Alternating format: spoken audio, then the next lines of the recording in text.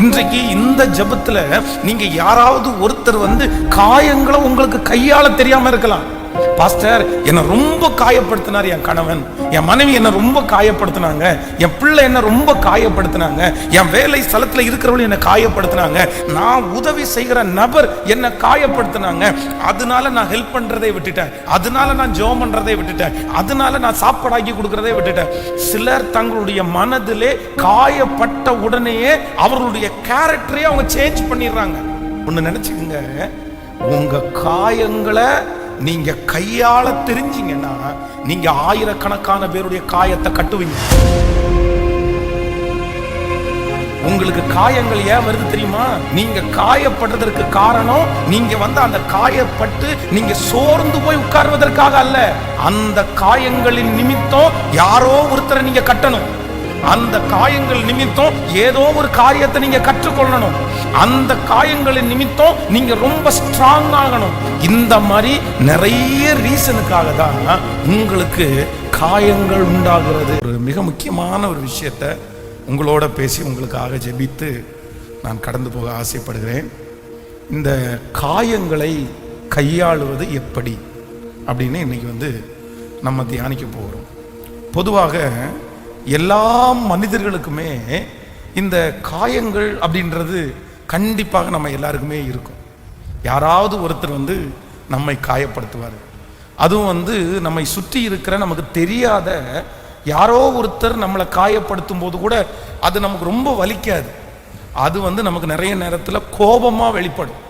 இப்போ வெளியில் வந்து யாராவது ஒருத்தர் அவமானப்படுத்துகிறாங்க அப்படின்னா நம்ம வந்து கோபமாக அந்த நேரத்திலே அந்த காயத்தை வந்து நம்ம தீர்த்துக்குவோம். ஆனால் நம்மை சுற்றி இருக்கிறவர்கள், நாம் நேசிக்கிறவர்கள், நம்முடைய வீட்டிலே இருக்கிறவர்கள் வந்து நம்மை காயப்படுத்தும் போது அதை நிறைய பேருக்கு சரியாக கையாள தெரியாததுனால தங்களுடைய வாழ்க்கையை தாங்களே அழித்து கொண்ட பேர் நிறைய பேர் இருக்கிறாங்க. இந்த காயத்தை சரியாக நீங்கள் வந்து கையாள தெரியல அப்படின்னு சொன்னால் உங்களை நீங்களே அழிச்சுக்குவீங்க. நீங்க பயன்பட முடியாது, நீங்க வளர முடியாது. ஆண்டவர் உங்களுக்கு என்று வைத்திருக்கிற திட்டத்தை கூட உங்களால நிறைவேற்ற முடியாது. நீங்க ரொம்ப கவனமா இருக்கணும். ஒரு தேவனுடைய பிள்ளைகள் வந்து நிறைய காயத்தை வந்து நீங்க வந்து அதை வந்து கையாளுவதற்கு உங்களுக்கு ஸ்பெஷல் கிஃப்டா ஆண்டவர் தரணும். நான் நம்புறேன் இந்த உபவாச ஜெபத்துல நமக்கு எல்லாருக்குமே ஆண்டவர் தருவார். நம்முடைய ஆண்டவருக்கு வந்து ஒரு காயம் அல்ல, ஆண்டவருக்கு பல கோடி காயங்கள். தன்னுடைய சரீரத்தில் ஆண்டவர் காயப்பட்டார். சரீரத்தில் காயப்பட்டது மட்டுமல்ல, தன்னோடு கூட இருக்கிறவர்களால, தான் நன்மை செய்தவர்களால கூட ஆண்டவர் காயப்பட்டார். அதான் யூதாஸ் காரியோத்து வந்து தன்னை காட்டி கொடுக்கும் போது ஆண்டவர் ஒரு வார்த்தை சொல்லுவாரு, சிநேகிதனே சிநேகிதனே முத்தத்தினாலயா காட்டி கொடுக்கிறாய். அப்போ வந்து இது வந்து ஆண்டவரை வந்து எவ்வளவு தூரம் ஆண்டவரை காயப்படுத்துச்சுன்னு பாருங்க. இல்லைன்னா அந்த வார்த்தை வந்து அவருடைய இருதயத்திலிருந்து அப்படி வராது. சிநேகிதனே முத்தத்தினாலவா என்ன காட்டி கொடுக்கிற? அவனுக்கு எச்சரிப்பு கொடுத்திருந்தார். 12 பேர்லாம் ஆண்டவருக்கு வந்து அந்த பண பொறுப்பை வந்து யூதாஸ் காரியத்தினுடைய கையில கொடுத்திருந்தார். ஏற்கனவே யூதாஸ் காரியத்தினுடைய பின்னணி ரொம்ப ஒரு மோசமான பின்னணி. சுத்தி இருக்கிறவங்க நிறைய பேர் வந்து இவனை எடுக்காதீங்க, இவன் வேண்டாம், இவன் வந்து என்னைக்குனாலும் அவன் வேலையை காமிப்பான் அப்படின்னு நிறைய பேர் சொல்லி இருப்பாங்க. ஆனா எல்லாத்தையுமே ஆண்டவர் தெரிந்திருந்தும் யூதாஸ் காரியோத்து யாரு, அவனுடைய கேரக்டர் என்ன அப்படின்னு தெரிஞ்சிருந்தும் அவனை தான் கூட வச்சிருந்து ஒரு பெரிய பொறுப்பு அவன் மேல கொடுத்து கடைசியில் அவன் தன்னை விற்று அவன் வந்து பணத்தை வாங்குறான். ஆனா முத்தம் கொடுத்து காட்டி கொடுக்குறான். ஏன்னா பொதுவாக வந்து அவங்க வந்து இயேசுவை வந்து அவ்வளோ சீக்கிரமா கண்டுபிடிக்கல. ஏன் அப்படின்னா ஆண்டவர் நிறைய இடங்கள்ல மறைஞ்சே இருந்தார், அவருக்கு தெரியாம இருந்தார். இப்போ அவரை காட்டி கொடுக்கும் போது அவர் வருத்தப்படுறார், அவர் ரொம்ப காயப்பட்டார். சிலுவையில் இருக்கிற கள்ளனெல்லாம் ஆண்டவரை திட்டலாமா? கள்ளனெல்லாம் அவன் எம்மாத்திரம், கர்த்தர் எம்மாத்திரம். நினைச்சு பாருங்களேன். அவன் வந்து சிலுவையில் அடிக்கப்பட்டிருக்கிற கள்ளன் வந்து ஆண்டவரை பார்த்தா அவ்வளோ கேவலமா திட்டுறான். பக்கத்துல இருக்கிற இன்னொரு கள்ளனுக்கு கோபம் வருது. என்ன பேசிட்டு இருக்கிற? அவரை போய் என்ன பேசுற நீ அவர் யாருன்னு உனக்கு தெரியுமா? நாமும் நியாயப்படி நம்ம என்ன பண்ணியிருக்கிறோம்?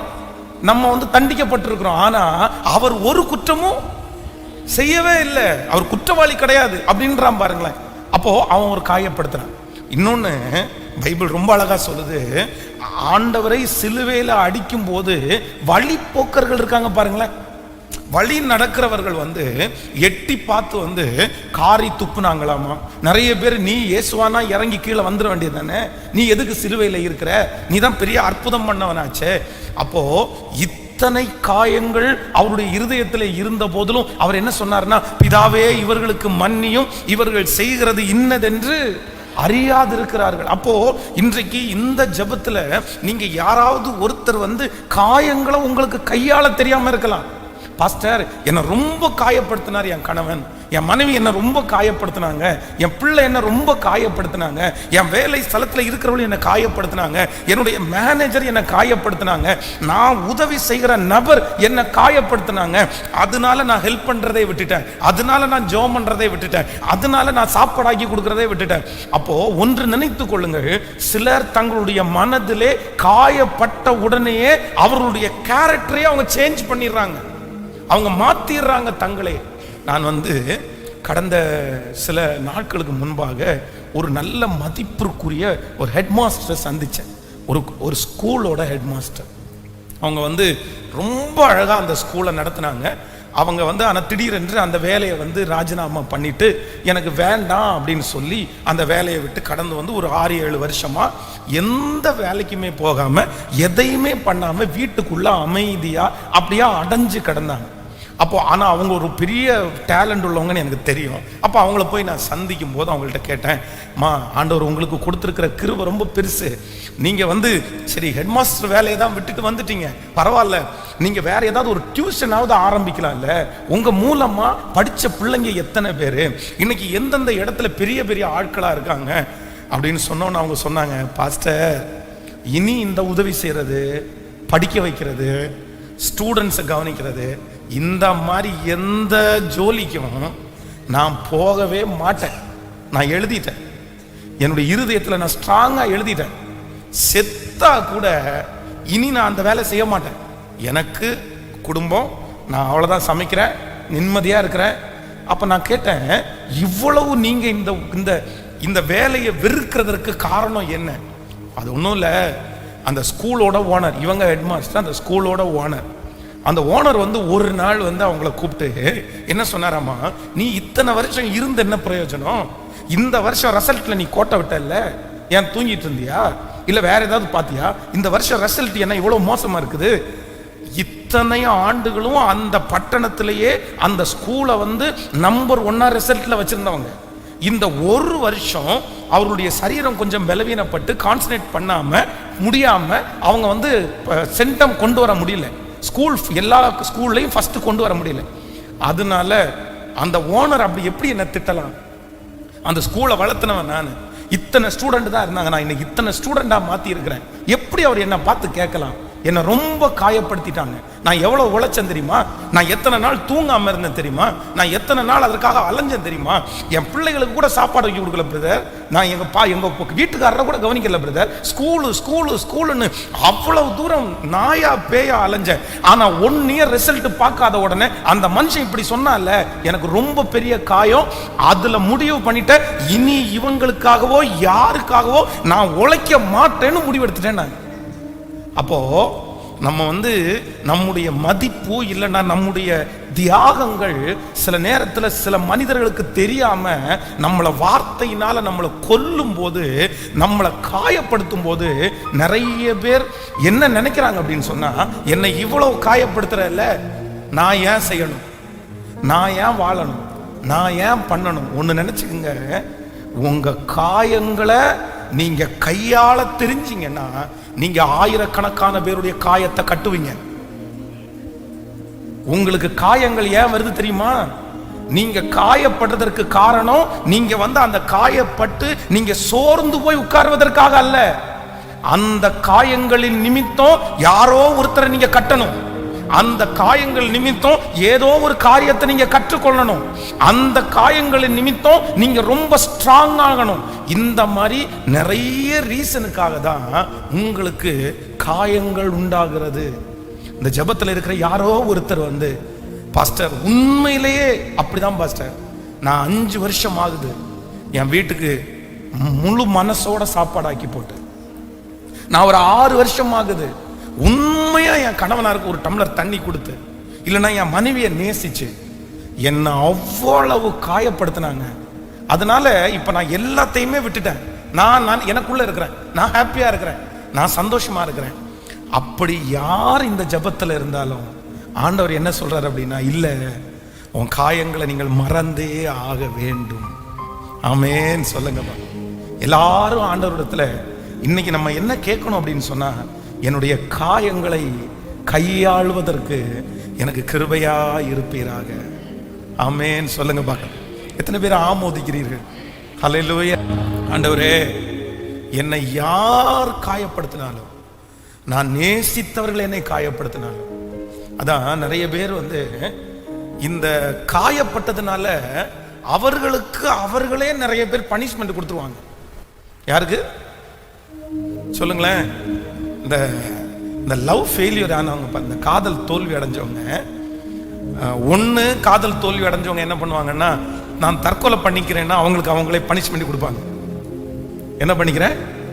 என்ன நேசிக்கல, இல்லை நான் இந்த உலகத்தில் உயிர் வாழ்றதுக்கே நான் விரும்பல, நான் பேசாம செத்துடுறேன் அப்படின்னு போய் இது தன்னை அந்த மாதிரி தற்கொலை பண்ணிவாங்க. இன்னும் ஒரு சிலர் எப்படி பனிஷ்மெண்ட் கொடுப்பாங்க அப்படின்னா, நான் கல்யாணமே பண்ணிக்க மாட்டேன்னு ஒரு ஒரு ஒரு பனிஷ்மெண்ட் கொடுத்துருவாங்க.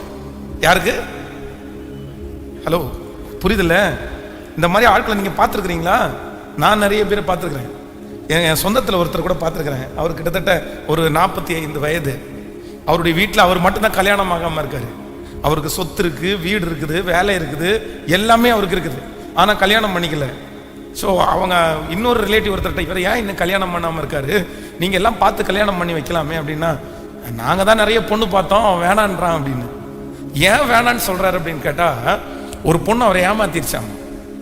அவர் ரொம்ப நேசித்த, அவர் ரொம்ப விரும்பின, அவர் டைமெல்லாம் ஸ்பெண்ட் பண்ணி காதலிச்ச ஒரு பொண்ணு அவரை வேண்டாம், நீ குள்ளமா இருக்க அப்படின்னு நினைச்சு அவரை ரொம்ப மனசு கஷ்டப்படுத்தி விட்டுட்டு போன உடனே ஒரு முடிவெடுத்தாராமா, இனி நானும் கல்யாணமே. இப்படி யாராவது இருக்கீங்களா இங்க? ஏன்னா இன்னொருத்தர் காயப்படுத்துகிறதுக்காக நம்மளை நாமே என்ன பண்ணிடக்கூடாது?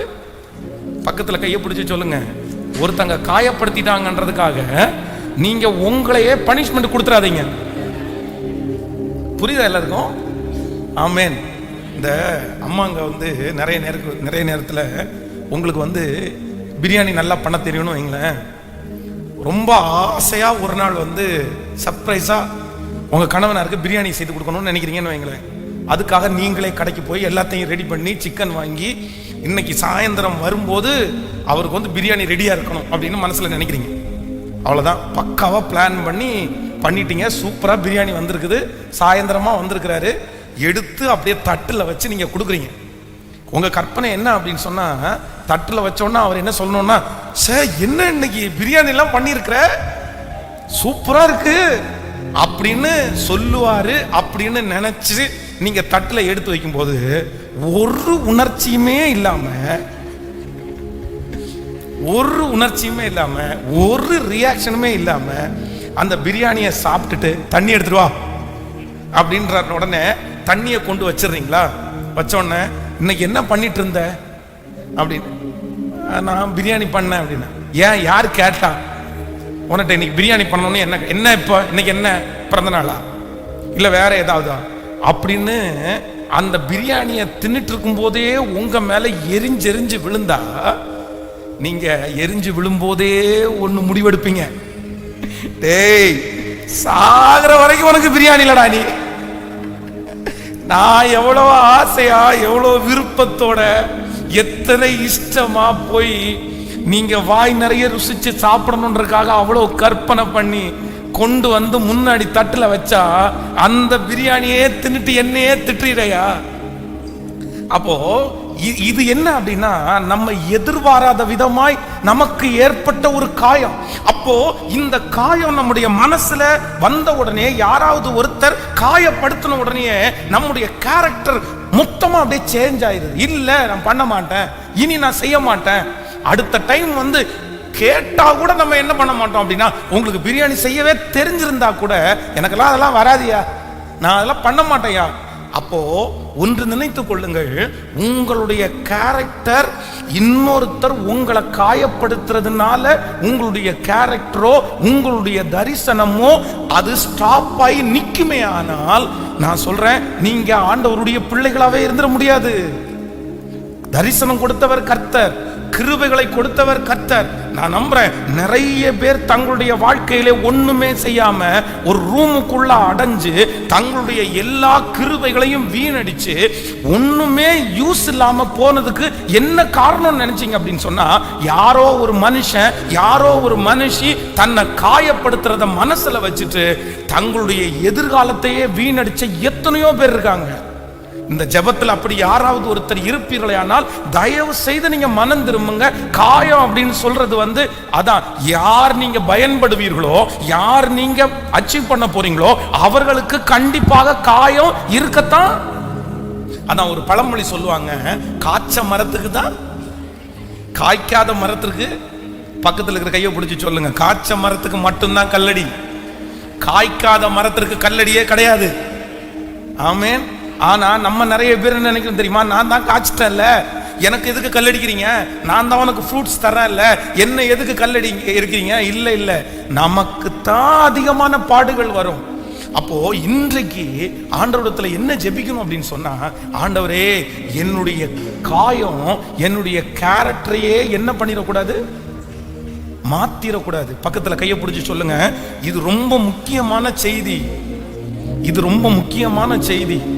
உங்களுடைய காயங்கள் உங்களுடைய கேரக்டரையே, நீங்க கோவப்படுறது உங்களுடைய கேரக்டரா இல்ல, நீங்க எரிஞ்சு விடுறது உங்களுடைய கேரக்டரே கிடையாது. நீங்க ரொம்ப நேசிக்கிறவங்க, ஆனா யாரோ ஒருத்தர் காயப்படுத்துறாங்கன்றதற்காக உங்க கேரக்டரை என்ன பண்ணிடக்கூடாது. ஆனா இங்க இருக்கிற நிறைய பேர் இன்னைக்கு கோவக்காரங்களா இருக்கிறீங்க. உங்க கணவனாருக்கு மட்டும்தான் நீங்க கோவக்காரங்க, உங்க மனைவிக்கு மட்டும்தான் நீங்க கோவக்காரங்க. ஊர்ல இருக்கிற எல்லாருக்கும் யாரு நீங்க? ஹலோ, ஊர்ல இருக்கிறவங்க எல்லாருக்குமே அதான் தங்கம். நிறைய பேருக்கு ஐயோ அவரா கோவமே பட மாட்டாரு, அவங்களா கோவமே பட மாட்டாங்க. ஊர்ல இருக்கிற எல்லாருக்குமே நீங்க நல்லவங்க, ஆனா உங்களை நெருங்கி இருக்கிறவங்களுக்கு நீங்க ஏன் தீயவங்களா மாறினீங்கன்னா, அவங்க உங்களை என்ன படுத்திட்டாங்க, அவங்க உங்களை காயப்படுத்துறதுனால நீங்க அவங்களுக்கு விரோதிகளாய் மாறிவிட்டீர்கள். அவங்க உங்களுடைய கேரக்டரை மாத்திட்டாங்க. சோ ரொம்ப கவனமா இருக்கணும், ரொம்ப கவனமா இருக்கணும். ஆண்டவரே என்னை காயப்படுத்துறது என் கேரக்டரை என்ன பண்ணிடக்கூடாது.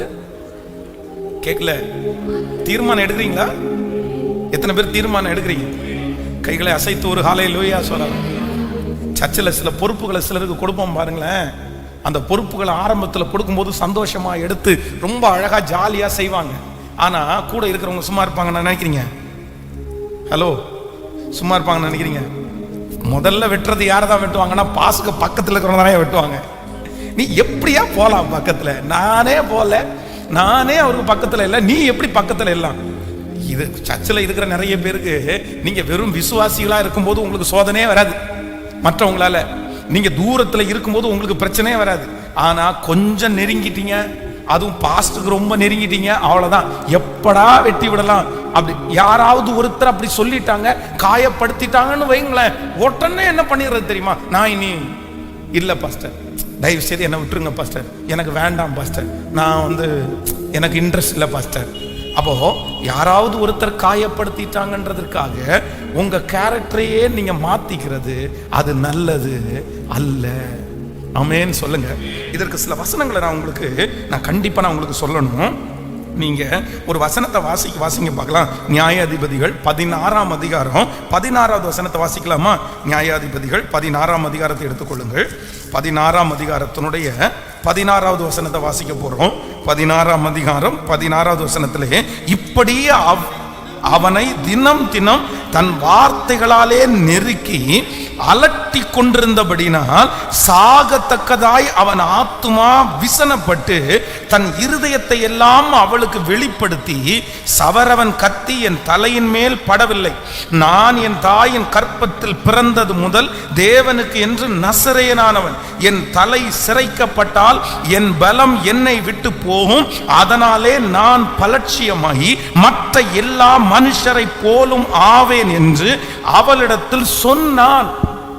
கவனிங்க, எல்லாரும் கவனிங்க. இப்ப இங்க என்ன நடக்குது அப்படின்னு சொன்னா, அவள் அவனை தினம் தினம் வார்த்தைகளாலே நெருக்கி அலட்டி கொண்டிருந்தபடினால் சாகத்தக்கதாய் அவனுடைய ஆத்துமா விசனமாயி, அப்படின்னா ஒரே டார்ச்சர்.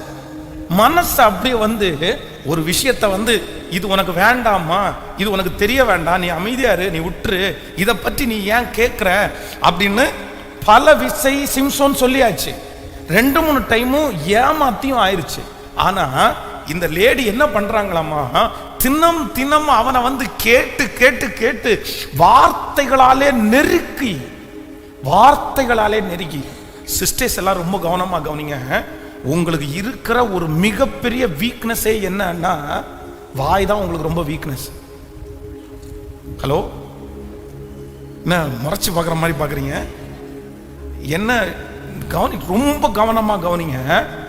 ஒரு மனுஷனை கை நீட்டி அடிக்க வைக்கிறது உங்க வார்த்தை, ஒரு மனுஷனை சமாதானமாக்குறது உங்க வார்த்தை.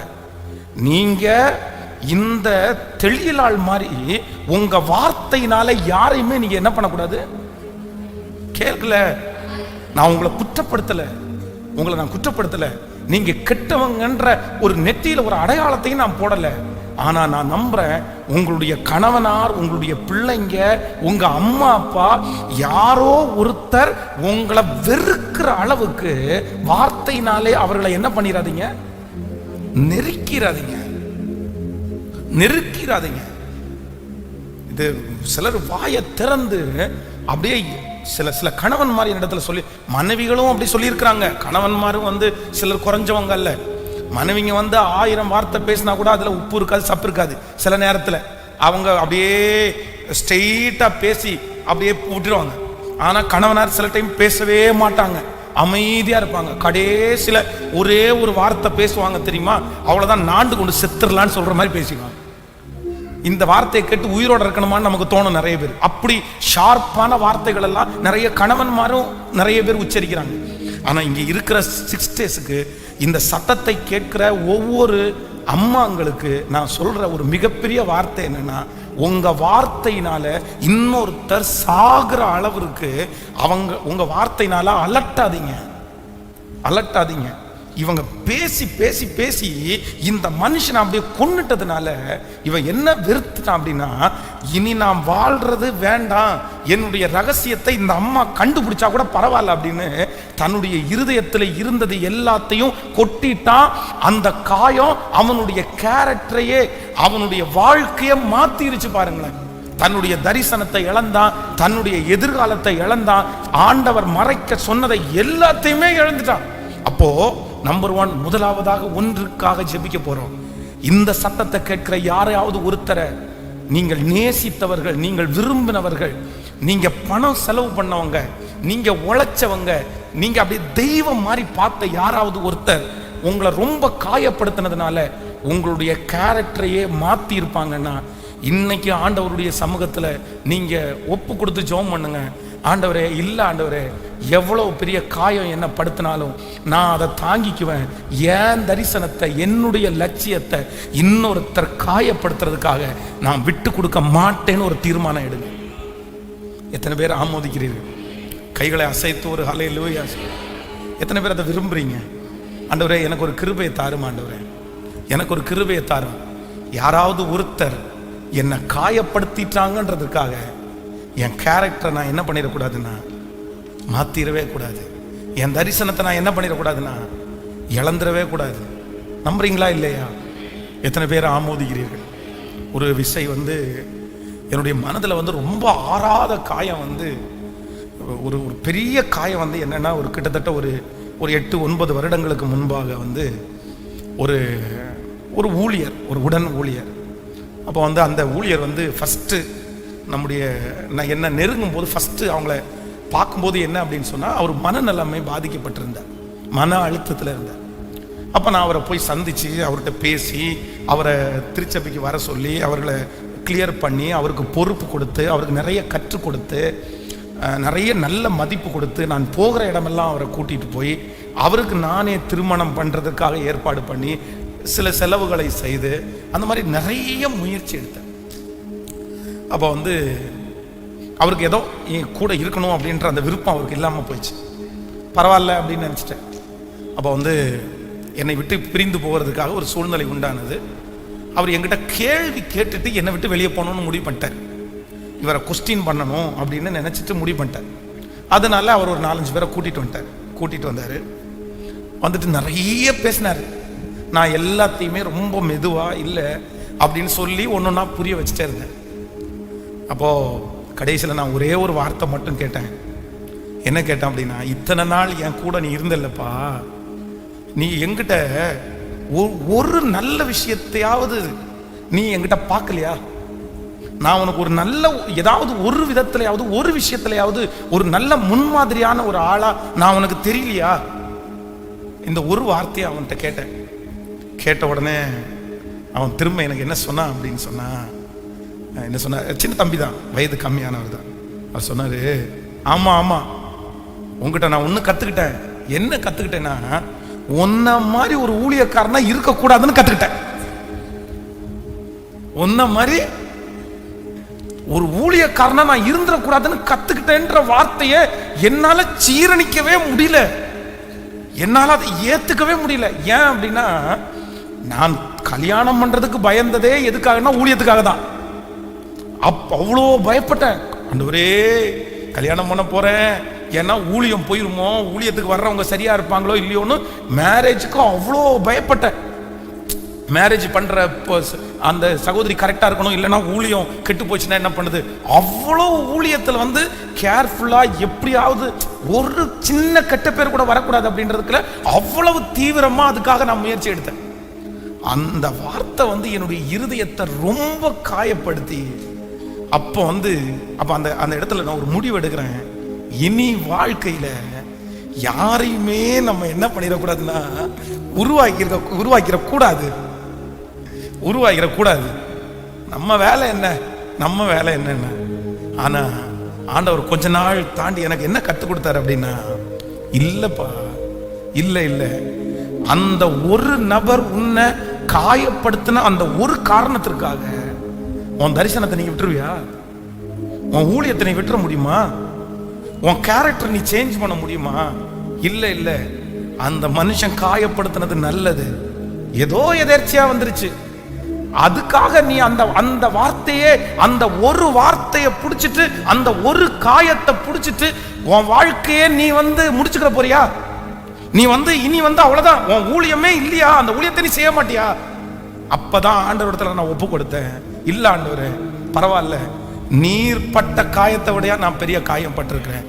பரவாயில்ல, இனி ஜீவனோடு இருக்கிற வரைக்கும் எத்தனை காயங்கள் வந்தாலும் ஊழியக்காரர்களை உருவாக்குறதற்கு என்னை நம்புங்க ஆண்டவரே, என்னதான் இன்னைக்கு வரைக்கும் ஜெபம் பண்ணிருக்கேன். அல்லேலூயா. இப்போ உங்களை பார்த்து கேட்கிறேன், எத்தனை பேர் இந்த தீர்மானத்தை எடுக்கிறீங்க? இந்த ஜெபத்துல யாராவது ஒருத்தர் இருக்கலாம், பிரதர் நீங்க 7 வருஷம் 8 வருஷத்தை வேஸ்ட் பண்ணிருக்கலாம், 10 வருஷத்தை வேஸ்ட் பண்ணிருக்கலாம். ஒரு காலத்துல உங்களுடைய கணவன், உங்களுடைய மனைவி, உங்களுடைய ஃபேமிலியா சேர்ந்து வாரத்திற்கு ஒரு நாள் நீங்க வெளியே போயிருக்கலாம், சந்தோஷமா இருந்திருக்கலாம். ஆனா அவங்க ஏதாவது ஒரு காயப்படுத்தின அந்த ஒரு காரணத்திற்காக இனி நான் ஃபேமிலியா வெளியே போக மாட்டேன்னு அப்படி ஒரு தீர்மானம் எடுத்து 5 வருஷமா நான் வெளியே போறதில்ல பாஸ்டர், 7 வருஷமா நான் வெளியே போறதில்ல பாஸ்டர், அப்படி ஒரு கேரக்டர்ல நீங்க இருப்பீங்கன்னா இன்னைக்கு ஆவியானவர் உங்களோட பேசுறாரு, நீங்க கண்டிப்பா மனம் திரும்பிருங்க, மாறிடுங்க. இல்ல, அவங்க காயப்படுத்தினாங்கன்ற அந்த ஒரு காரணத்திற்காக உங்க கேரக்டரை நீங்க மாத்திராதீங்க. இது ஆண்டவருக்கு பிரியமானது அல்ல. சிஸ்டர்ஸ் யாராவது ஒருத்தர் இருக்கலாம், நான் மனசை விட்டுட்டேன் பாஸ்டர்,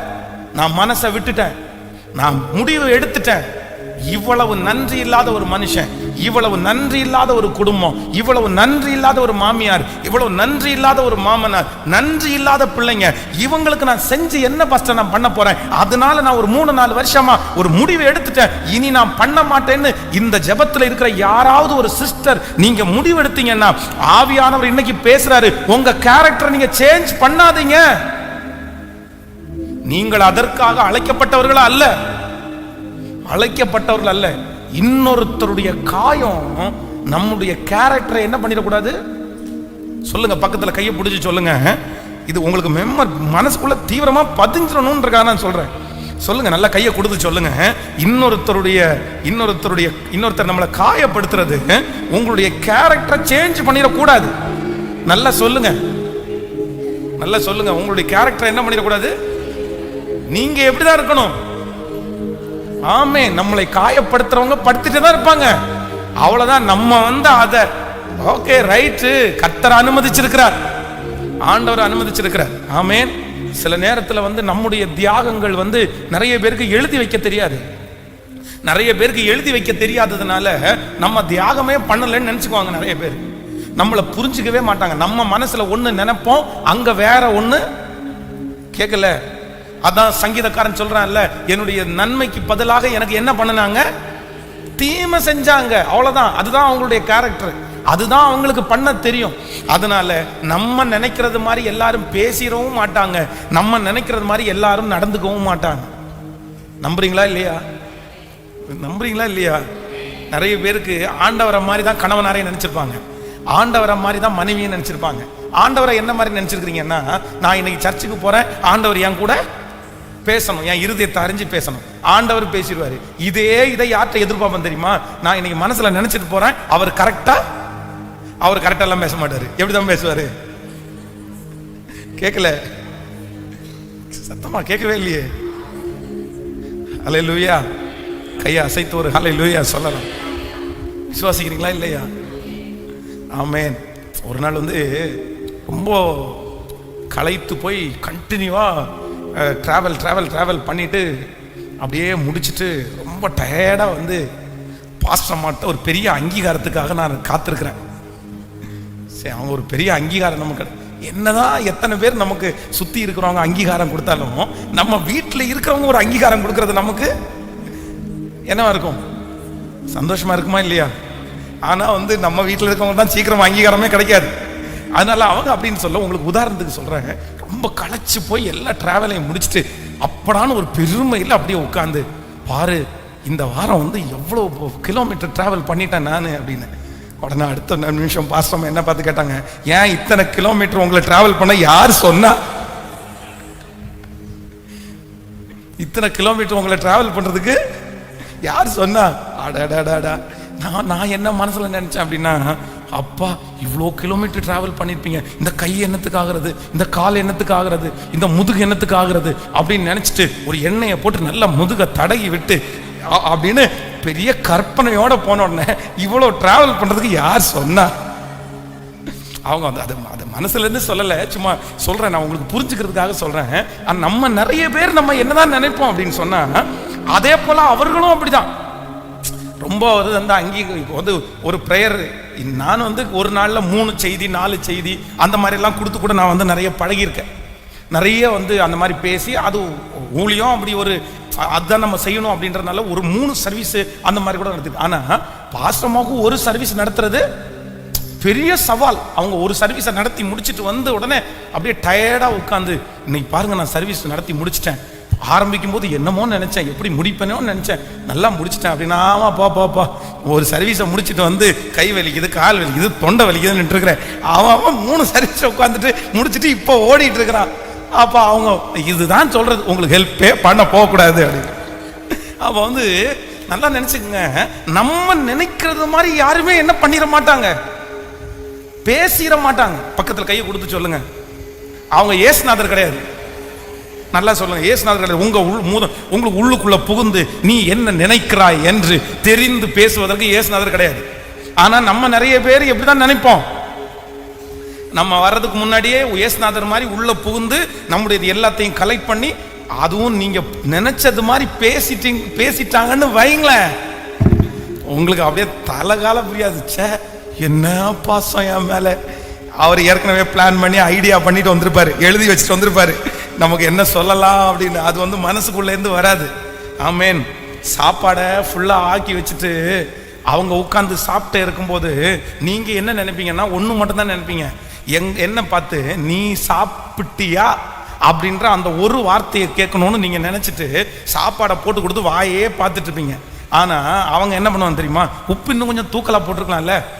இன்னொன்னு, நாய் இருந்துச்சுன்னா நாய்க்கு சோறு போட்டியா? ஹலோ, நாய்க்கு சோறு போட்டியா? பேய்க்கு சோறு போட்டியா? காக்காவுக்கு சோறு வச்சியா? பிள்ளைகளுக்கு சோறை கொடுத்தியா? எல்லாருக்கும் சோறு கொடுத்தியான்னு கேட்பாங்க. ஆனா உங்க வாய் எதை மட்டும்தான் பார்த்துட்டு இருக்குன்னா, நான் சாப்பிட்டியான்னு ஒரு வார்த்தை கேட்க மாட்டியா? ஆனா எல்லா வார்த்தையும் வந்துடும், எது மட்டும் வராது. அந்த வார்த்தை வரலன்னு உடனே உங்களுக்கு ஒரு அப்செட் ஆயிரும் பாருங்களேன். அப்படியே ஆவியெல்லாம் உங்களுக்கு ரொம்ப இறங்கி போய் நீங்க அடுத்த நிமிஷம் என்ன சொல்லுங்க தெரியுமா?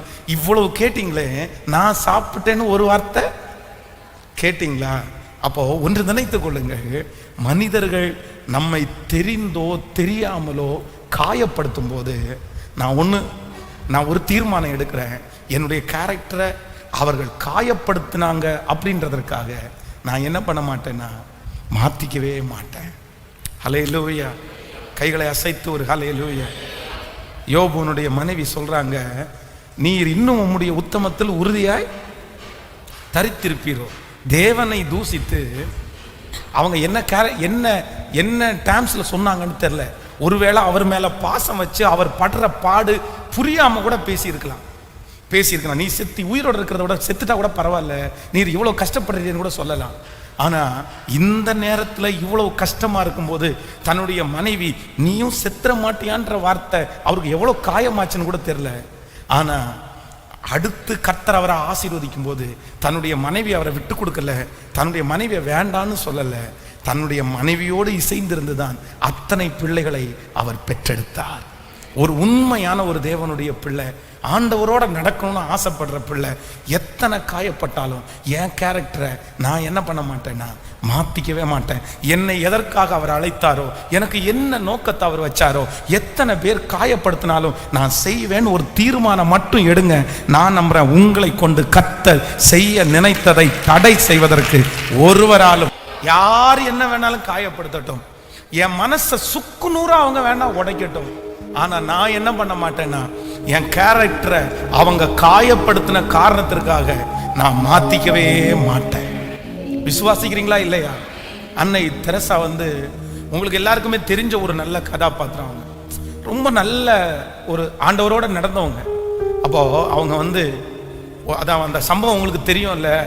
ஒரு பெரிய கோடீஸ்வரனை பார்த்து என்னுடைய பிள்ளைகளுக்கு சாப்பிடுவதற்கு ஏதாவது ஹெல்ப் பண்ண முடியுமா அப்படின்னு கேட்கும்போது அந்த மனுஷன் காரி அவங்க கையில துப்பிட்டான். உடனே அந்த காரி துப்புன அந்த உடனே எனக்கு இந்த ஊழியம் வேண்டாம், நான் இதை செய்ய மாட்டேன், நான் எதுக்கு இந்த காரி துப்புறதெல்லாம் வாங்கணும் அப்படின்னு நினைக்கல. அவங்க என்ன சொன்னாங்களாமா அந்த மனுஷனிடத்துல, எப்பா நீ துப்புனது எனக்கு, இது எனக்கு, என் பிள்ளைகளுக்கு ஏதாவது கொடுன்னு கேட்டாங்க. அந்த மனுஷன் அடுத்த நிமிஷத்துல அப்படியே ஆடி போயிட்டானாமா.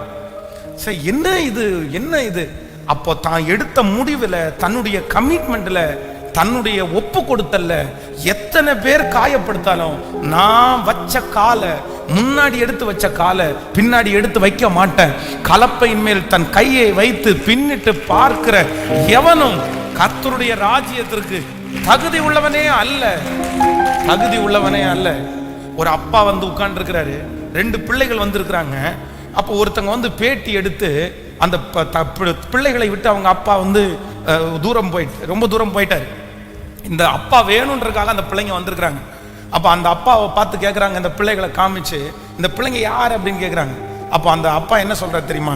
இதுங்க யாருன்னே எனக்கு தெரியாது, இதுங்க ஏதோ காட்டுவாசிங்களா இருப்பாங்க, இதுங்க எங்கேருந்து வந்துச்சுன்னே எங்களுக்கு தெரியாது. தன்னுடைய சொந்த பிள்ளைகளை பார்த்து அவங்க அப்பா சொல்றாரு.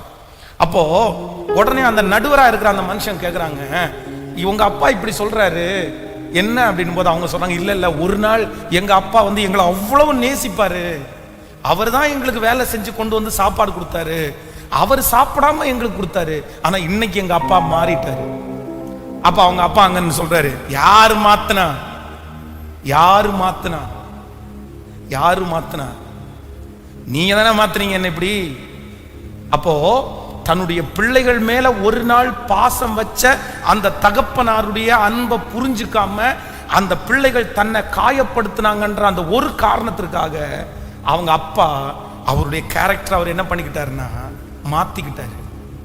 இனி எனக்கு நீ பிள்ளை இல்லை, இனி எனக்கு நீ பிள்ளை இல்லை, இனி எனக்கு நீ பையனும் இல்லை. இந்த ஜெபத்துல யாராவது ஒருத்தர் இருக்கிறீங்களா? உங்களை காயப்படுத்தினதுக்காக நீங்க கண்டிப்பா என்ன பண்ணக்கூடாதுன்னா, எனக்கு தரிசனம் அது, என்னுடைய கேரக்டர் இது, எனக்கு கர்த்தர் கொடுத்திருக்கிற ஊழியம் அது, நான் அதை செய்கிறதற்கு தடையாய் எத்தனை காயம் வந்தாலும் ஆண்டவரே எனக்கு ஒன்று தாரும், எல்லாரையும் நேசிக்கக்கூடிய கிருபை எனக்கு தாரும் ஆண்டவரே. ஹல்லேலூயா, ஹல்லேலூயா. கைகளை உயர்த்தி ஒரு ஹல்லேலூயா. ஓப்பனா மனசு விட்டு சொல்றேன், ஆண்டவருடைய பிள்ளைகளே, சில மாதங்களுக்கு முன்பாக நான் ஜெபித்த ஜெபம் என்ன அப்படின்னா, என்னை காயப்படுத்துறவங்களை எனக்கு நேசிக்கிறதுக்கு எனக்கு பலன் தாரும் ஆண்டவரே. பொதுவாகவே ஜனங்களுக்காக நேசித்து அழுது ஜெபம் பண்ணணும்னு நான் நினைப்பேன். உண்மை, ஜனங்களுக்காக பாரம் எடுத்து ஜெபம் பண்ணணும்னு நினைப்பேன். ஆனா சிலர் ரொம்ப காயப்படுத்தும் போது அவங்களுக்காக எப்படி ஜெபம் பண்றது அப்படின்ற மாதிரி ஒரு கேள்விக்குறி வரும்போது ஆண்டவருடைய சமூகத்துல முழங்கால் படிட்டு நான் ஜெபித்த ஜெபம் என்னன்னா, ஆண்டவரே எனக்கு ஒரு கிருபை தாருங்க, நான் இவங்களை என்ன பண்ணணும் அப்படின்னா, நான் இவங்களை நேசிக்கணும். லிட்டரலா என்னுடைய வாயை திறந்து நான் ஜெபித்திருக்கிறேன், இவங்களை நான் நேசிக்கணும் ஆண்டவரே. ஏன்னா அவங்கள நேசிக்கலன்னா என் கண்கள்ல இருந்து கண்ணீர் வராது. அவங்கள நேசிக்கலன்னா அவங்களுக்காக பாரம் எடுத்து ஜெபம் பண்ண முடியாது. அதனால என்னை காயப்படுத்துறவங்களை எனக்கு நேசிக்கிறதுக்கு பலன் தான். இன்னைக்கு யாரோ ஒருத்தட்ட ஆண்டவர் பேசிட்டு இருக்கிறாரு, யாரோ ஒருத்தட்ட பேசிட்டு இருக்கிறாரு. உங்க கேரக்டரை யார் இப்படி மாத்தினா? உங்க தரிசனத்தை யார் இப்படி மாத்தினா? உங்களை யார் இப்படி மாத்தினா?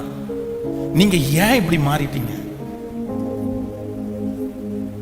அநேகருடைய காயங்கள் வந்து உங்களை இப்படி மாற்றுமே. ஆனால் இன்று ஆவியானவர் பேசுறார், இல்ல இல்ல. கவனிங்க, தன்னுடைய வாழ்க்கையிலே வந்து கிட்டத்தட்ட ஒரு 15 ஆண்டுகள் வந்து ஒவ்வொரு காடுகள், மலைகள், சிங்க கெபிகள், ஒரு சிங்கத்தினுடைய ஒரு கெபிக்குள்ள ஒரு ராத்திரி முழுக்க போக்குறது வந்து சுலபம்னு நினைக்கிறீங்களா? ரொம்ப கஷ்டம். சிங்கம் வந்துருமோன்னு பயம். ரெண்டாவது, மிருகங்களுடைய குகைக்குள்ள போய் பார்த்துட்டீங்கன்னா, மிருகங்களுடைய குகைக்குள்ள வந்து மிருகங்கள் வந்து பாத்ரூம் வந்து வெளியே போயிட்டு உள்ளுக்குள்ள போய் படுத்துங்காது. மாடு நம்ம கட்டி இருக்கிற இடத்துல தான் எங்க என்ன போடும்? சாணி போடும். கோழி நம்ம அது எந்த இடத்துல இருக்குதோ அந்த இடத்துல தான் அது அது வேஸ்ட் எல்லாம் போகும். ஆடு எந்த இடத்துல கட்டி இருக்கிறோமோ அந்த இடத்துல தான் புழுக்க போடும்.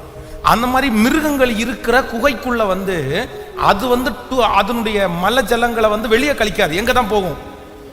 அதுக்குள்ளதான் போகும். அது ஒரு குகையா இருக்கும். அது ஏர் சர்க்குலேஷன் கூட இருக்காது.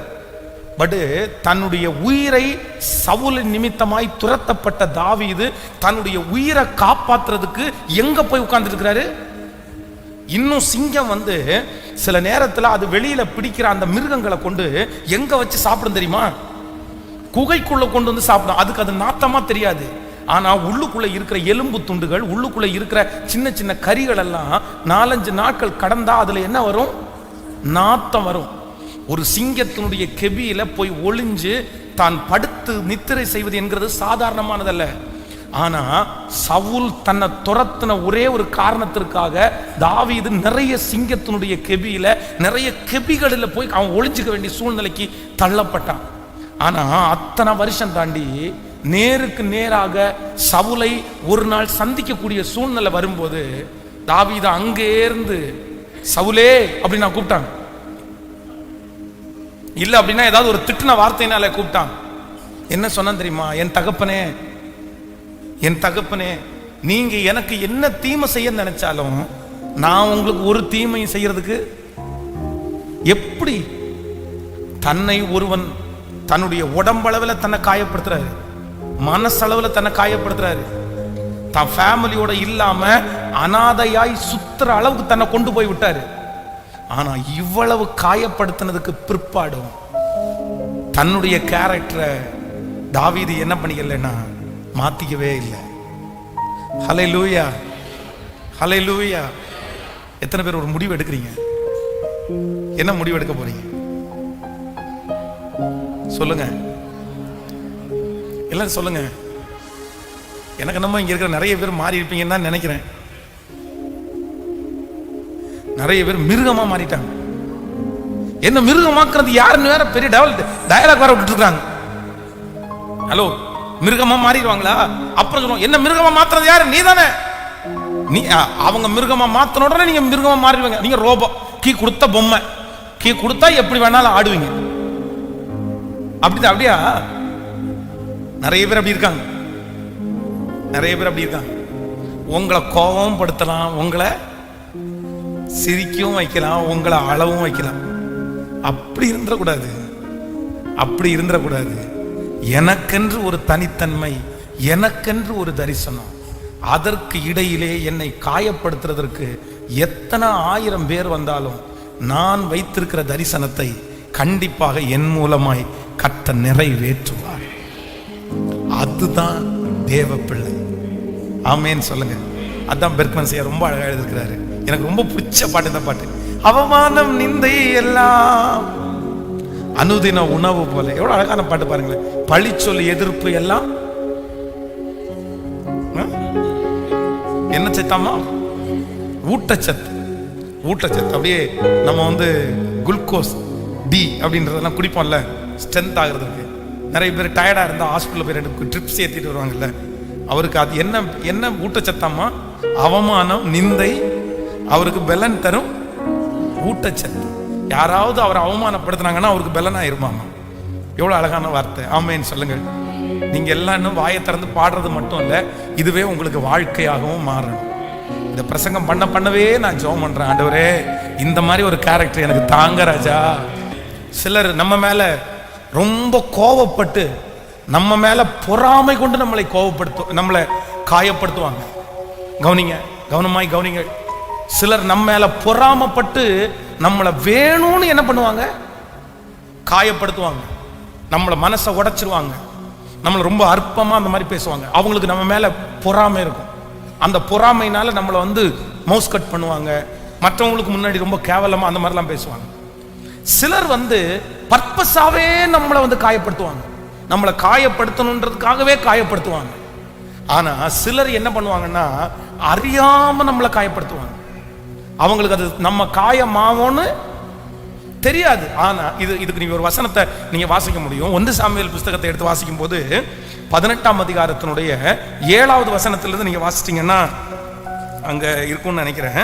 எடுத்துக்கொள்ளலாம். 1 சாமுவேலின் புஸ்தகம் எடுத்துக்கொள்ளலாமா? 18ஆம் அதிகாரத்தை எடுங்க. ஆமா, 18ஆம் அதிகாரம் 7வது வசனத்திலிருந்து வாசிக்க பார்க்கலாம். அந்த ஸ்திரீகள் ஆடி பாடுகையில் சவுல் கொன்றது 1000, தாவீது கொன்றது 10,000 என்று முறையாய் பாடினார்கள்.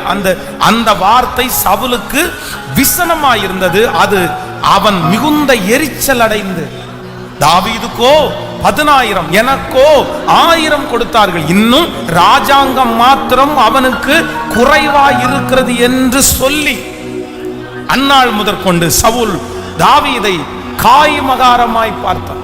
கவனிங்க ஆண்டவருடைய பிள்ளைகளே, இந்த சவுலை இப்போ ஒரு கூட்டம் காயப்படுத்துறாங்க. தாவீது இப்ப சவுலை காயப்படுத்தினது மாதிரி சவுல் நினைச்சுக்கிறாரு. ஆனா உண்மையிலே தாவீதுக்கும் இந்த சம்பவத்துக்கும் ஏதாவது சம்பந்தம் இருக்கா? சம்பந்தம் இருக்கா? அவனுக்கு ஒண்ணுமே தெரியாது. அவன் இந்த ஜனங்கள்ட்ட எல்லாம் எழுதி கொடுத்து நீங்க இந்த மாதிரி பாடுங்கன்னு சொன்னானா? இல்ல. அவங்க இல்லைன்னா இந்த மாதிரி பாடணும்னு நினைச்சு பாடுனாங்களா? இல்ல. அது சந்தர்ப்ப சூழ்நிலையில தெரியாம அந்த இடத்துல இருக்கிற சிச்சுவேஷன்ல அந்த ஜனங்களுடைய வாயில சவுல் கொன்றது 1000, தாவீது கொன்றது 10,000 அவ்வளவுதான் பாடிட்டாங்க. அடுத்த முறை சவுல் ஜெயிச்சிட்டார் அப்படின்னா, சவுல் கொன்றது 10,000, தாவீது கொன்றது 1000 கூட என்ன பண்ணுவாங்க? பாடுவாங்க. அது எதேர்ச்சியா நடக்கிறது. நல்லா கவனிச்சுங்க. சில காரியங்கள் எதேர்ச்சையா நடக்கிறத வச்சு நம்ம நிறைய பேர் என்ன பண்ணிடக்கூடாது? காயப்பற்றக்கூடாது. இந்த இடத்துல சவுல் ராஜா காயப்பட்டதுல ஏதாவது அர்த்தம் இருக்கா? ஹலோ, சொல்லுங்க. இப்போ உதாரணத்துக்கு உங்களுக்கு சொல்றேன். நீங்க திருச்சபையில் ஒரு வேலை செய்றீங்கன்னு வைங்களேன். நீங்க அந்த வேலை செய்யறதுக்கு ரொம்ப கஷ்டப்பட்டு நிறைய தியாகம் பண்ணி நீங்க வேலை செஞ்சீங்க. ஆனா நான் உங்க பேரை சொல்லியோ எதை சொல்லியோ நீங்க நல்லா பண்ணீங்க நான் சொல்லவே இல்லை, மறந்துட்டேன், விட்டாச்சு. நீங்களும் அந்த வேலையை முடிச்சு கர்த்தருக்கு செஞ்சேன்னு நினைச்சீங்க. இன்னொருத்தர் ரொம்ப ஈஸியா சுலபமா ஒரு வேலையை செஞ்சு முடிச்சிட்டார். அப்போ உங்களையும் நான் பார்க்கிறேன், அவரையும் நான் பார்க்கிறேன். இப்போ அவர் செஞ்சது எனக்கு ஞாபகத்துல இருக்கு. இருந்தோடனே நான் சொல்றேன், ஐயோ அந்த பிரதர் இப்படி பண்ணாரு, இப்படி செஞ்சாரு அப்படின்னு சொல்றேன். உங்களை இது உங்க மனசுல காயம் ஆயிடுச்சுன்னு வைங்களேன். இந்த காயம் நான் உங்களை குறி வச்சு உங்களை காயப்படுத்தணும், உங்களை பெருமையா பேசக்கூடாது அப்படின்னு நினைச்சு பண்ணினது அல்ல. எதேர்ச்சியா இருந்த சூழ்நிலையில இப்படிப்பட்ட ஒரு காயம் உங்களுக்கு வந்துருச்சு. ஆனா அத மனசுல நீங்க வச்சுட்டு யாருக்கும் நன்றியே இல்லை, யாருக்கும் நன்றியே இல்லை. இனி நான் என்னத்துக்கு செய்வேன் பாருங்க, அவனுக்கு இப்படி கைத்தட்டல் கொடுத்துச்சு சொன்னாரு, என்ன ஒரு வார்த்தை சொன்னாரா அப்படின்னு மனசுல நீங்க காயப்பட்டீங்கன்னா, அந்த காயத்தினால நீங்க செய்ய வந்ததை நிறுத்திட்டீங்கன்னா, இதுக்கு யார் உத்தரவாதம்? யார் உத்தரவாதம்? பக்கத்துல கையை பிடிச்சி சொல்லுங்க, சவுல மாதிரி இருந்துடாதீங்க. நல்லா சொல்லுங்க, எல்லாருமே சொல்லுங்க. இங்க நிறைய பேருக்கு என்ன ஸ்பிரிட் ஓடிட்டு இருக்கு தெரியுமா? யார் ஆவி? யார் ஆவி? நிறைய பேருக்கு சவுல் ஆவி தான் பிடிச்சிருக்குது. ஏன் தெரியுமா? காயப்படுத்தணும்னு நினைச்சு காயப்படுத்தாத இதையெல்லாம் தனக்குன்னு இழுத்து போட்டு என்ன பண்ணிடுறது? நீ அப்படி மனசுல வச்சுதான் சொன்ன, அப்படி எப்படி உன் வாயில வரும்? வராது இல்ல. பைபிளே சொல்லுது இல்ல, இருதயத்தின் நிறைவு தான் வாய் பேசும். அது எப்படி உனக்கு வந்துருச்சு? அது எப்படி அவங்க மேல மட்டும் அப்படி வந்துருச்சு? அது எப்படி? ஆனா உண்மையிலே அந்த மாதிரி என்ன பண்ணிருக்காது. ஹலோ, புரியுதா நான் சொல்றது உங்களுக்கு? அந்த மாதிரி நடந்திருக்காது. அம்மா மனைவி இந்த 2 பேர் இருக்கிறாங்க அப்படின்னு சொன்னா, அம்மா வரும்போது அம்மா கொஞ்சம் மீன் குழம்பு வச்சுட்டு வாம்மா அப்படின்னு சொல்றாங்கன்னு வைங்களேன். என்ன அர்த்தம்னு நினைக்கிறீங்க? நீங்க வச்ச மீன் குழம்பு ரொம்ப நல்லா இருக்குமா, நீங்க வச்சது டேஸ்டா இருக்கு, நீங்க கொஞ்சம் மீன் குழம்பு வச்சுட்டு வாங்க. எப்பவுமே இந்த பிள்ளைகளை பொறுத்த வரைக்கும் 1000 பேர் ஊர்ல உள்ளவங்க நல்லா சமைச்சாலும் அம்மா சமையல அவங்களால என்ன பண்ண முடியாது, விட்டு கொடுக்கவும் முடியாது, மறக்கவும் முடியாது. ஏன்னா அவங்களுடைய டேஸ்ட் சின்ன வயசுல இந்த அம்மா செஞ்சு கொடுத்து எங்க அம்மா மாதிரி யாருமே செய்ய மாட்டாங்கன்ற ஒரு லெவலுக்கு வந்துருவாங்க. அவங்களுக்கு என்னதான் சுத்தி இருக்கவங்க செஞ்சாலும் எங்க அம்மா இதை நல்லா பண்ணுவாங்க அப்படின்னு அவங்க சொல்லுவாங்க. இப்போ மனைவி கூட நிற்கும் போது அம்மாவை பார்த்து, ஏமா இந்த சண்டே நீ வரும்போது மீன் குழம்பு செஞ்சுட்டு வாமா அப்படின்னு எதேர்ச்சியா ஒண்ணுமே மனசுல வைக்காம அம்மாவுடைய மீன் குழம்பு சாப்பிட்டா கொஞ்சம் நல்லா இருக்கும், ஒரு டைம் சாப்பிடலாமே அப்படின்னு நினைக்கிறத சில மனைவி இருக்கும்போது என்ன, அவங்க முன்னாடி அவங்கள்ட்ட நீ மீன் குழம்பு கேட்டேன்னா நான் உனக்கு வச்சு கொடுக்கலன்னு தானே அர்த்தம். எங்கேயோ இது எப்படி பாஸ்டர் கண்டுபிடிச்சீங்க அப்படிதானே கேக்குறீங்க? ஓ, என் பிள்ளைகளை பற்றி தெரியாதா எனக்கு? நீ எப்படி கேட்கலாம்? அது அவன் அது மரியாதை கூட இருக்காது. அவன் என்ன நினைப்பா? மாமியார அவன் என்ன நினைப்பாங்க? அப்ப நான் உனக்கு மீன் குழம்பு வச்சு கொடுக்கல, நான் வச்சு கொடுக்குற மீன் குழம்பு நல்லா இல்ல, உங்க அம்மா வச்சு கொடுக்கறது தான் உனக்கு நல்லா இருக்குது, நீ அவங்கள்ட்ட கேட்கிற, ஒன்னும் பிரச்சனை இல்லை. இப்ப நீ அங்க போய் கொடுத்தன பண்ணிக்கோ போ, நீ மீன் குழம்பு சாப்பிடு, டெய்லி சாப்பிடு, யாரு வேணான்னா. அதுக்கப்புறம் தூக்குன மூஞ்ச திருப்பி இறக்குறதுன்றதுக்கு படுற பாடு இது சொல்லுங்க. உங்களை காயப்படுத்தணும்னு நினைச்சு பிளான் பண்ணி அவர் உங்க அம்மாவிட்ட திட்டம் போட்டா பேசினாரு, எதேர்ச்சியா அப்படியே அந்த சூழ்நிலைக்கு அப்படி வந்துருச்சு. ஆனா உண்மையான ஒரு ஆண்டவருடைய பிள்ளையுடைய குணம் என்ன அப்படின்னா, அதை எல்லாத்தையுமே தப்பா எடுக்கிறத விட நம்ம என்ன சொல்லலாம்னா, அவர் உடனே மனசுல யோசிக்கணும். ஏன் அவர் கேட்கிறாரு?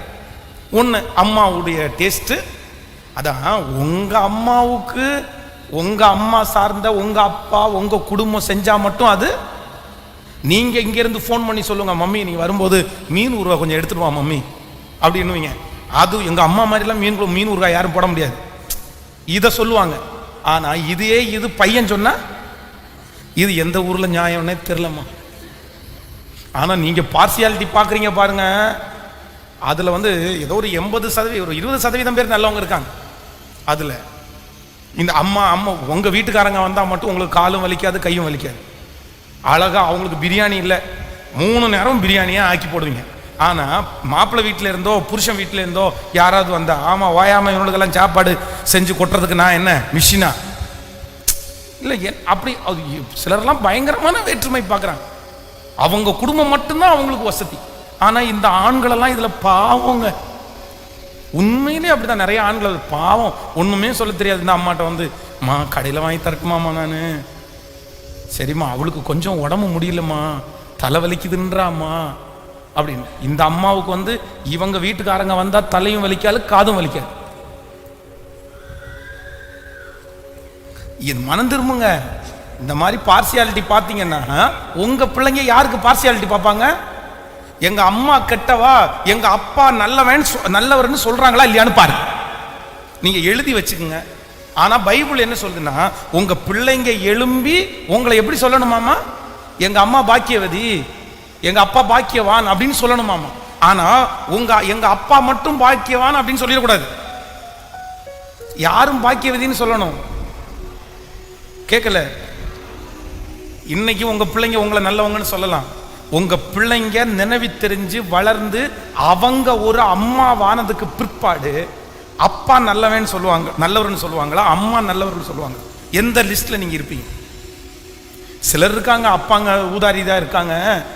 அப்பாங்க அப்பாவை பார்த்தாலே பிள்ளைகளுக்கு வெறுப்பு, அப்பாவையே பிடிக்கல. ஏன்னா அப்பா அவ்வளோ கொடுமையான மோசமானவராக இருக்காங்க. ஆனால் நீங்கள் ரொம்ப கவனமாக இருக்கணும். என்ன அப்படின்னா, நம்மை காரணமே இல்லாம தெரியாம நம்மளை காயப்படுத்துறதையெல்லாம் எனக்கு தான் அப்படின்னு இழுத்துட்டு ஆண்டவருடைய பிள்ளைகள் காயப்பட்டு உங்க தரிசனத்தை நீங்க என்ன பண்ணிடக்கூடாது. இந்த சவுல் செய்த தப்ப நீங்க யாருமே பண்ணக்கூடாது. இப்போ பாடினவங்களை கூப்பிட்டு வாயை அடைக்க முடியுமா? முடியவே முடியாது. இந்த சர்ச்சில் இந்த பாஸ்டர்ஸை குறித்து ரொம்ப பெருமையா பேசுறாங்க பாருங்களேன். இவங்கள்ட்ட எல்லாம் நான் என்ன சொல்லுவேன் அப்படின்னா, தயவு செய்து பெருமையா கேட்கல, பக்கத்தில் கையை பிடிச்சி சொல்லுங்க. நீங்க பெருமையா பேசி அடுத்தவன் திட்டெல்லாம் நான் வாங்க வேண்டியதா இருக்கு, நம்ம வாங்க வேண்டியதா இருக்கு. எதுக்கு? நீங்க யார் முன்னாடியும் வசதி பேச வேண்டியது இல்லை. அதுவும் யாரோ தெரியாத ஒருத்தட்ட பேசினா கூட பரவாயில்ல.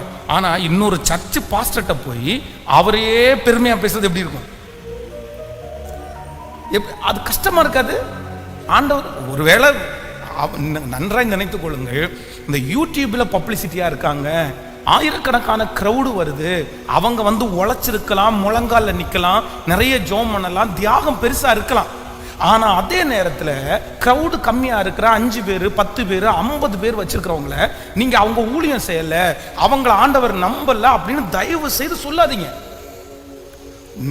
இவ்வளவுக்கு என்ன நம்புறாரு, அவங்களுக்கு அவ்வளவு நம்புறாரு. நான் 10,000 பேரை ஆயத்தப்படுத்தி ஒரு பாஸ்டர் ஆயத்தப்படுத்தாம இருக்கலாம். ஆனா அவங்க ஒரே ஒரு நபரை ஆயத்தப்படுத்தி அந்த ஒரு நபர் 10,000 பேரை சந்திச்சிடலாம். அதனால அப்படி வச்சு எடை போட்டுறக்கூடாது யாருமே. அவங்க அதனால ஜோம் பண்ணல, அவங்க அதனால கெட்ட பாஸ்டர். நீங்க நல்லா கவனிச்சுங்க. இப்போ வேதத்துல முதல் இரத்த சாட்சி யாரு? கேட்கல? ஸ்தேவான். இந்த ஸ்தேவான் எத்தனை பேரை ஞானஸ்நானம் கொடுத்தாரு? சத்தமா சொல்லுங்க, எத்தனை பேருக்கு ஞானஸ்நானம் கொடுத்தாரு? இல்ல. எத்தனை பேருக்கு சுவிசேஷம் சொன்னாரு? தெரியாது. எத்தனை பிரசங்கம் பண்ணாரு? தெரியாது.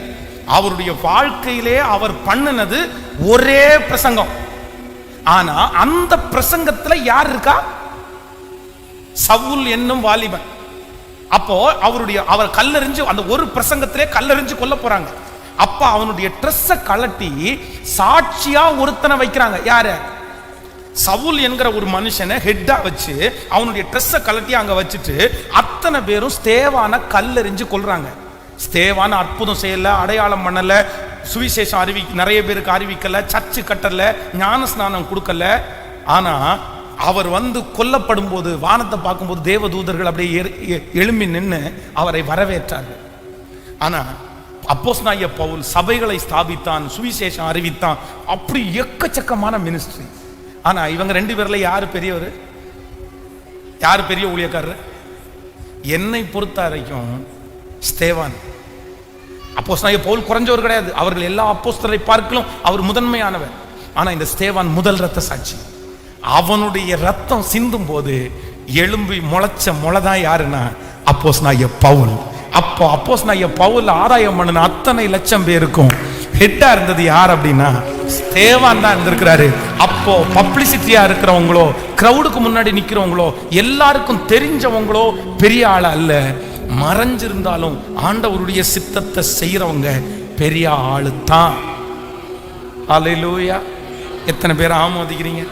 கணவன் பெருசா மனைவி பெருசா? 2 பேருமே பெருசுதான். கணவன் சம்பாதித்து கொடுக்கிறதுக்கு வேண்டும், அவர் கஷ்டப்பட்டார். அதே நேரத்தில் குடும்பத்தை கட்டி காத்தது மனைவி தான். அதனால ஒருத்தரை புகழ்த்தி ஒருத்தரை நம்ம தாழ்த்த முடியாது. ஆமேன்னு சொல்லுங்க. இந்த ஜெபத்தில் இருக்கிற யாராவது ஒருத்தர் வந்து உங்களை அறியாத்தனமா யாராவது ஒருத்தர் காயப்படுத்தியிருக்காங்களா? நினைச்சு பாருங்க. நீங்க இன்னைக்கு அவங்கள்ட்ட பேசாம இருக்கிறதுக்கு என்ன காரணம்? அவங்க தெரியாம அறியாம காயப்படுத்தி. தயவு செய்து மன்னிங்க, தயவு செய்து மறந்துருங்க. உங்களே நீங்க அழிச்சுக்காதீங்க, உங்க கேரக்டரை நீங்க மாத்திராதீங்க, சவுல மாதிரி நீங்க மாறிடாதீங்க. காரணமே இல்லாத ஒரு காரியத்தை மனசுல வச்சுட்டு தாவீது என்ன காயப்படுத்தினான்னு நினைச்சு அவனை பழி வாங்குறதுலேயே அவருடைய நேரம் அப்படியே ஒன்றும் இல்லாம போயிடுச்சு. ஆனா உண்மையிலே தாவீதுக்கும் அதுக்கும் எந்த சம்பந்தமும்? கடைசியில கஷ்டப்பட்டது தாவீதா சவுலா? யாரு? ஒன்றும் இல்லாம போனது யாரு? பக்கத்துல கையை பிடிச்சு சொல்லுங்க. இன்னொருத்தர் காயப்படுத்தினத, அறிஞ்சோ அறியாமலையோ காயப்படுத்தினத உங்க மனசுக்குள்ள வச்சு சொல்லுங்க. உங்க மனசுக்குள்ள வச்சு நீங்க வெதும்பி நீங்க துக்கப்பட்டு நீங்க செய்ய வேண்டியதை செய்யாம உங்க தரிசனத்தை மறந்து கவலைப்பட்டு ஒடுங்கி போனீங்கன்னா நஷ்டம் அவங்களுக்கு இல்ல, நஷ்டம் உங்களுக்கு தான். இப்ப முடிவெடுங்க, இப்ப முடிவெடுங்க. பாதி பேருடைய வாழ்க்கையே முடிஞ்சிருச்சு. என்ன கேட்டா நிறைய பேருக்கு வாழ்க்கையே முடிஞ்சு. ஏன் தெரியுமா?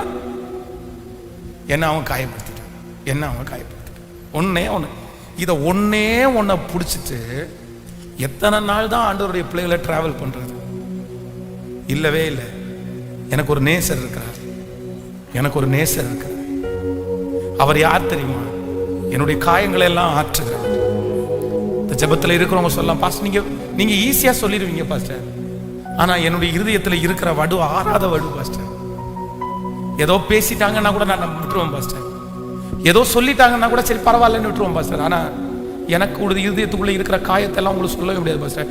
அவ்வளவு காயம். நான் எப்படி பாஸ்டர் மறக்க முடியும்? நான் எப்படி பாஸ்டர் பழையது மாதிரி பேச முடியும்? நான் எப்படி பாஸ்டர் சமாதானமா வாழ்றது? நான் எப்படி என்னுடைய வேலையை தொடர்றது? என்னால முடியல. அதுவும் ஒரு நாள் என்ன காயப்படுத்தினா கூட பரவாயில்ல, எனக்கு டெய்லி என்ன காயப்படுத்தி என்ன குத்தி இப்படி பண்ணிட்டே இருந்தா நான் எங்க பாஸ்டர் போவேன்? நான் எங்க போய் நிப்பேன்? இந்த மாதிரி ஆயிரக்கணக்கான கேள்விகள் இந்த ஜெபத்தில் இருக்கிற யாரோ ஒருத்தர் கூட எழும்பிட்டே இருக்கலாம். ஆனா ஆண்டவருடைய பிள்ளைகளே, உங்களுக்கு முன்னாடி யார் நிக்கிறான்னா ஏசப்பா உங்களுக்கு முன்னாடி நிக்கிறார். அவர் உங்களை பார்த்து சொல்றாரு, என்னை கவனித்து பார், என்னை நோக்கி பார். என்ன படுத்தாத காயத்தை உன்னை படுத்திட்டாங்கன்னா சொல்லு. எனக்கு செய்யாததை உனக்கு செஞ்சுட்டாங்களா? எனக்கு பண்ணாததை உனக்கு பண்ணிட்டாங்களா?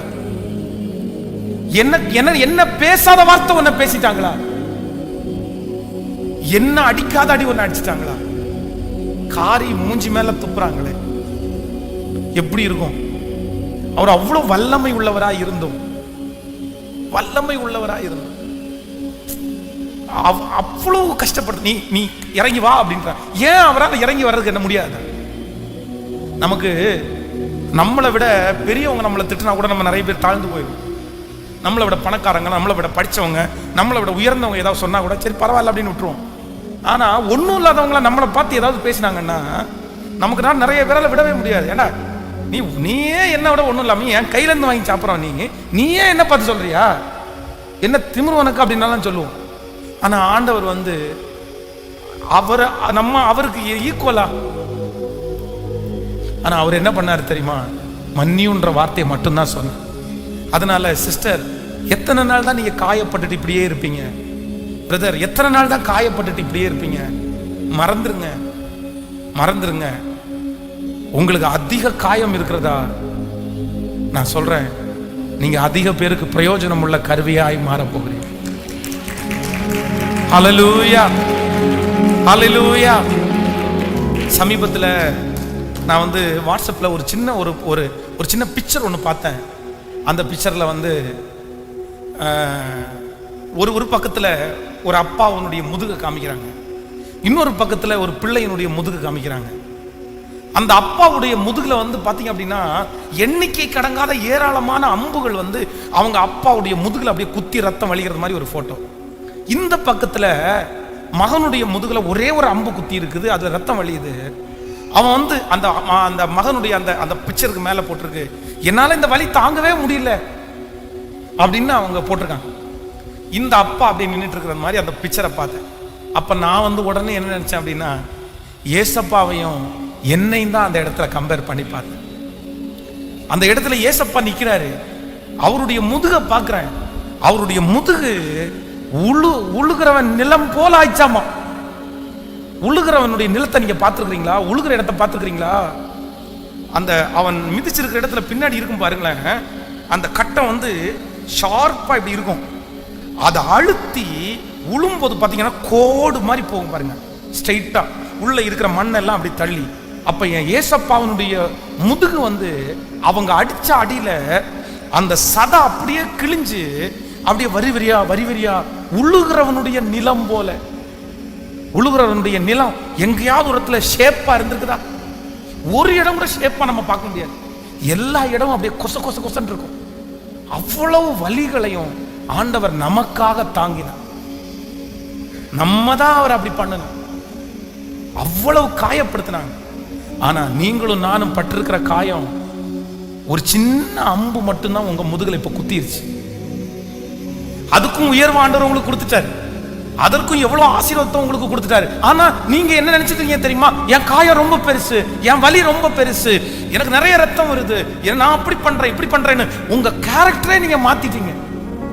நான் எப்படி பேசுவேன், நான் எப்படி அவன்கிட்ட ஒப்புரவாவேன், நான் எப்படி என் வேலையை தொடருவேன், இவ்வளவு என்ன காயப்படுத்திட்டாங்க. இல்லவே இல்லை. ஆண்டவரே, நான் ஒரு தீர்மானம் எடுக்கிறேன், நான் ஒரு முடிவு எடுக்கிறேன்.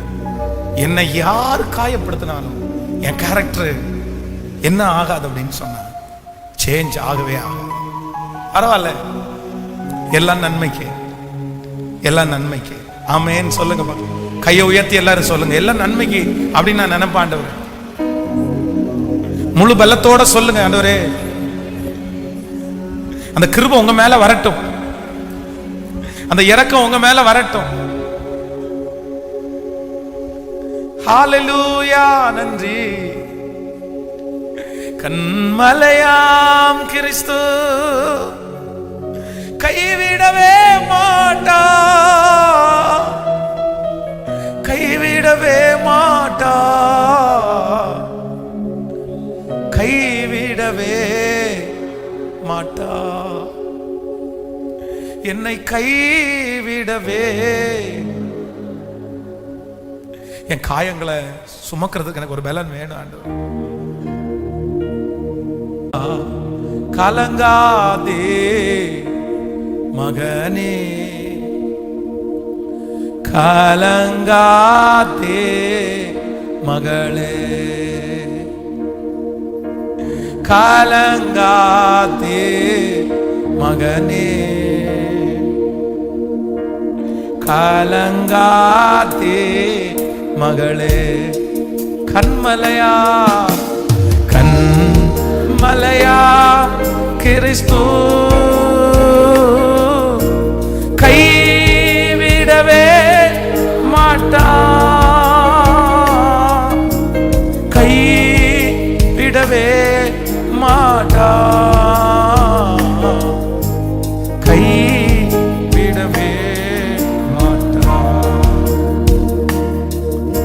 என்னை கைவிடவே மாட்டார், என்னை கைவிடவே மாட்டார்.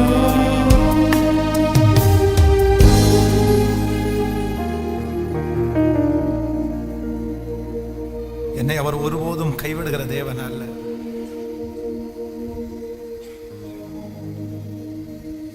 என் காயங்களை எல்லாம் அவரே சுமந்து கொண்டு எனக்காக இரக்கம் செய்கிற ஒரு நல்ல தேவன்.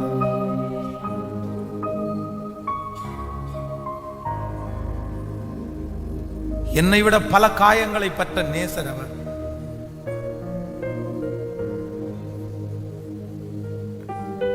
நன்றி அப்பா.